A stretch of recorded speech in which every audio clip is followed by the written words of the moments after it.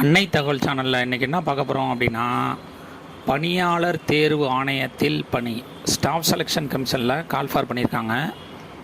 மொத்தம் எத்தனை போஸ்டிங் அப்படின்னா 39,481 போஸ்டிங் அப்படின்னு சொல்லியிருக்காங்க.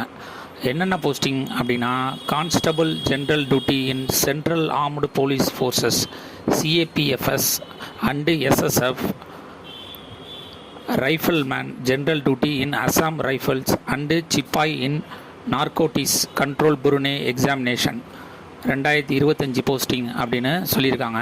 பிளேஸ் ஆஃப் போஸ்டிங் எங்கே சொல்லியிருக்காங்க அப்படின்னா ஆல் ஓவர் இந்தியா அப்படின்னு சொல்லியிருக்காங்க.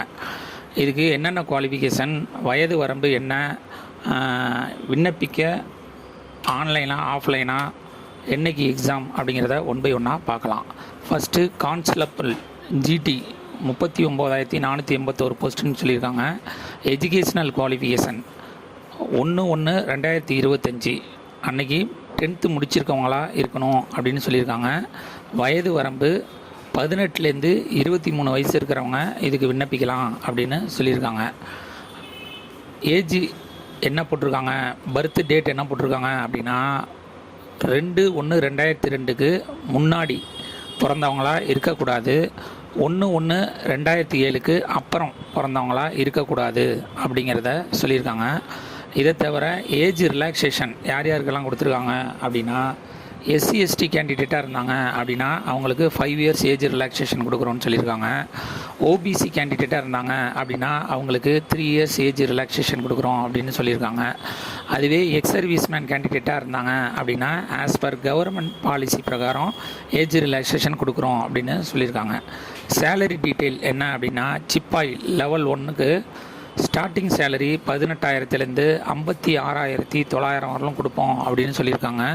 செகண்டு ஃபார் ஆல் அதர் போஸ்ட்டுக்கு லெவல் 3க்கு வந்துட்டு ஸ்டார்டிங் சேலரி 21,700லேருந்து 69,100 வரலும் கொடுக்குறோம் அப்படின்னு சொல்லியிருக்காங்க. செலெக்ஷன் ப்ராசஸ் எப்படி நடத்துகிறாங்க அப்படின்னா, ஃபஸ்ட்டு எடுத்தோன்னே கம்ப்யூட்டர் பேஸ்டு எக்ஸாமினேஷன் சிபிஇ பண்ணுறாங்க.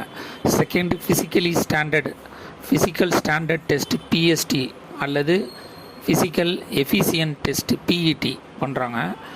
அதுக்கு அடுத்தது டீட்டெயில்டு மெடிக்கல் எக்ஸாமினேஷன் டிஎம்ஏ மற்றும் review medical examination RME and document verification மூலியமாக செலக்ட் பண்ணுறோம் அப்படின்னு சொல்லியிருக்காங்க. எக்ஸாம் சென்டர் இன் தமிழ்நாடு எங்கெங்கெல்லாம் எக்ஸாம் சென்டர் வச்சுருக்காங்க அப்படின்னா, சென்னை, கோயம்புத்தூர், மதுரை, சேலம், திருச்சிராப்பள்ளி, திருநெல்வேலி, வெள்ளூர் மற்றும் புதுச்சேரி அப்படின்னு சொல்லியிருக்காங்க.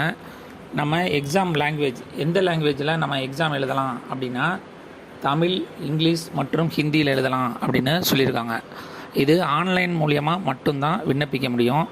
அப்ளிகேஷன் ஃபீஸ் எவ்வளோ சொல்லியிருக்காங்க அப்படின்னா, எஸ்சி எஸ்டி பெண்கள் மற்றும் ஃபிசிக்கலி சேலஞ்சு பர்சனாக இருந்தால் அப்படின்னா அவங்களுக்கு அப்ளிகேஷன் ஃபீஸுங்கிறது கிடையாது.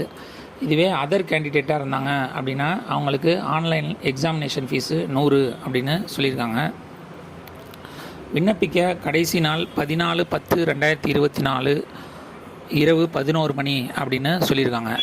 ஸ்டாஃப் செலெக்ஷன் கமிஷனை பொறுத்தவரையிலும் ஆல்ரெடி நீங்கள் டிஎன்பிசி எக்ஸாம் மாதிரி ஒன் டைம் ரிஜிஸ்ட்ரேஷன் பாஸ்வேர்டு வச்சுருந்தீங்க அப்படின்னா டைரெக்டாக one time user ID password போட்டு இந்த போஸ்டிங்க்கு டைரெக்டாக விண்ணப்பிக்கலாம்.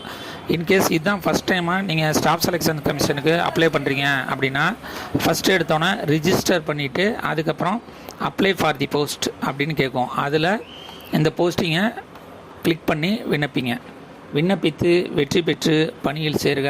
நன்றி, வணக்கம்.